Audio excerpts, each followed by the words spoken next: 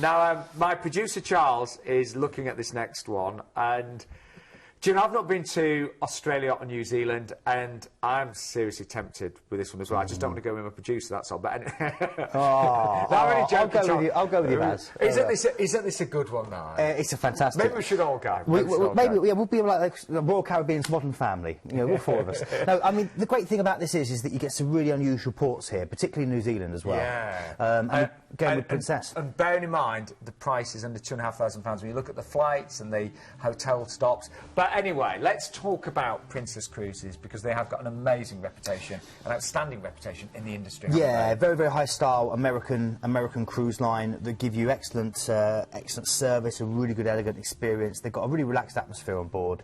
And they're known for producing really, really good food as well. You're seeing some of the pictures there. They give a really good wide selection of different styles of restaurant that you can enjoy.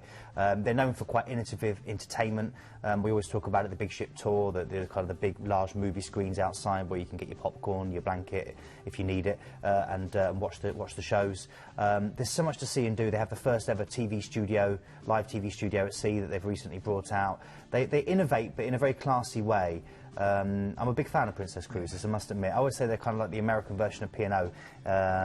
They've got a very good reputation, very big following. And you know, when I first saw this, I thought, oh, that's ages away. And I thought, well, oh, it's only next year. But when you see 2015, absolutely. I said, oh, it's 2 years away. Of course it's not. It's only a year away. And I know if I was doing this cruise, and seriously, I'm looking at it, I'd really want to plan it, you know, meticulously, because I'm probably only going to go to New Zealand and Australia probably once in my lifetime. So it does give you a great time to plan, and only a deposit needed today. And this is a brand new itinerary. They're not currently doing this itinerary this year, so this is a great chance to get on something which very few people will have ever done. Well, I can't wait to show you where you're going to be cruising to. So here we go. Starting off, obviously, your flight over to Auckland.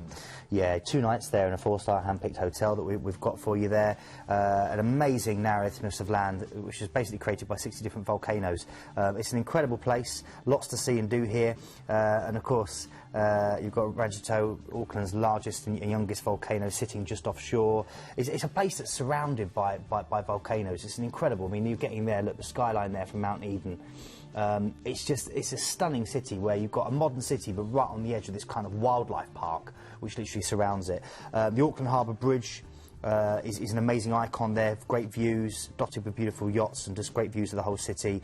And I also recommend the Sea Life Aquarium, Kelly Tarleton's Sea Life Aquarium. It's literally probably the greatest aquarium in the whole of the world, and has some amazing, thrilling underwater displays and some amazing, diverse marine life. Okay, I'm severely tempted with this one. I really am. Now, a day you've got to say a couple of nights in that 4-star hotel. Then you embark the Diamond Princess, and it's a 12-night cruise. Yeah, Tauranga in New Zealand is your first stop here. The Bay of Plenty, as it was called.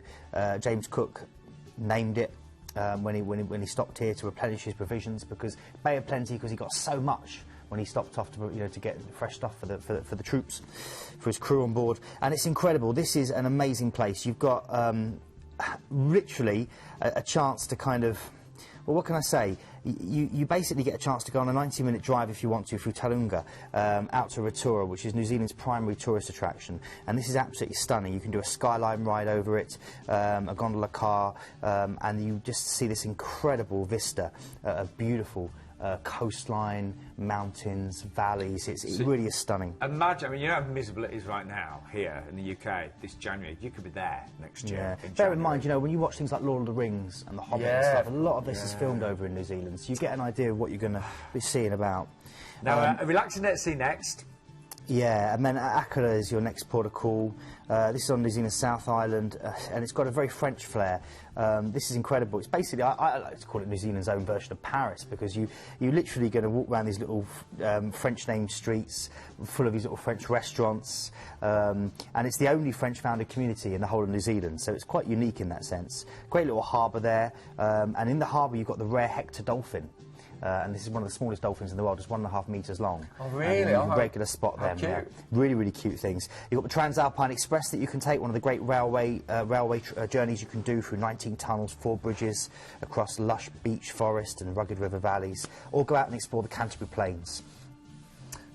Now, where next, Keith? I know we're a bit pushed for time. Yeah, So. Dunedin is next, and this again is this is called Edinburgh. The Edinburgh of New Zealand.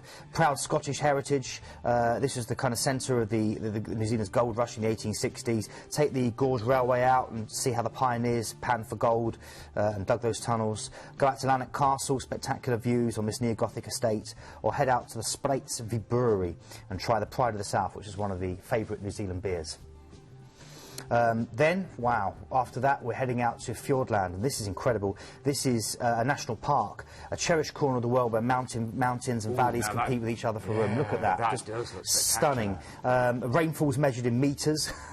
And, and this is going to bring so many emotions. Look at the wonderful low-lying strata working there on the side. I mean, this is your Lord of the Rings territory. This Gandalf's going to pop out at any moment. It's absolutely stunning. And again, this is called the world's hiking capital of the world. So an amazing place to stop off, and a very rare opportunity. Many ships don't do this, so great chance. So I think we've started off really, some really exciting brand new cruises this year. Now we've got a few days at sea, and we're making our way over to Melbourne. Yeah, Melbourne, of course. I mean, what can I say about Melbourne? I love Melbourne. It's a really relaxed. It's the big thing between Melbourne and Sydney. It's a big competition between the two of them. Melbourne's really bohemian, really artistic, really laid back. When we pulled in there on the Queen Mary 2, I had to do 3 different radio interviews. I always remember it, and they were, really great, fun people, really relaxed, much more relaxed spirit. They've got a great thing here to go into the Puffing Billy train. It's a century-old train, it's a steam train, and it takes you through the Dandenong Ranges, which is where all the wines are. And you can also go out to the Hillsville Sanctuary for an Australian wildlife experience, including Tasmanian devils and wombats. And then a day at sea. Then you go to Hobart, Tasmania. This is the capital of Tasmania, that wonderful island that sits off, you can see it there, the coast of Australia. The Mountfield National Park and Russell Fields I recommend here, or just head out to one of the wildlife parks and go up close to a kangaroo, or hold a koala bear, or a wallaby, or a possum, mate. Oh, very good. Do you like that? And then a final day at sea, and then over to Sydney, and you're going to stay there for 2 nights in a 4-star hotel. Now, after being so enthusiastic about Melbourne, you better big up Sydney now. Oh, well, I love Sydney. Yeah? I mean, yeah, it's just very different. I had a free holiday courtesy of Cunard, bless them, for 7 days here, going in between the Queen Mary 2 and the Queen Elizabeth. I loved it. Great dining culture, really good for food. You've got the harbour bridge there, which is amazing. You can do a harbour walk all the way up for views, and they'll take you up. I recommend going out to the Rocks, which is the historic area where the first penal settlement was. Go out to the Feverdale Wildlife Park, or head into the Blue Mountains and head out into the vineyards there. But the best thing for me is the beach walk from going from Bonsai Beach all the way through to Coogee Beach, and you can walk along joining all these little beaches, the famous beaches like Bonsai. They're all little coves, and you've got all rocks all the way along that you can join, and you can just do this wonderful walk, or do it as a run. I did it as a run. Did you? Yeah. I know I look fat, Sean, but I'm actually quite fit.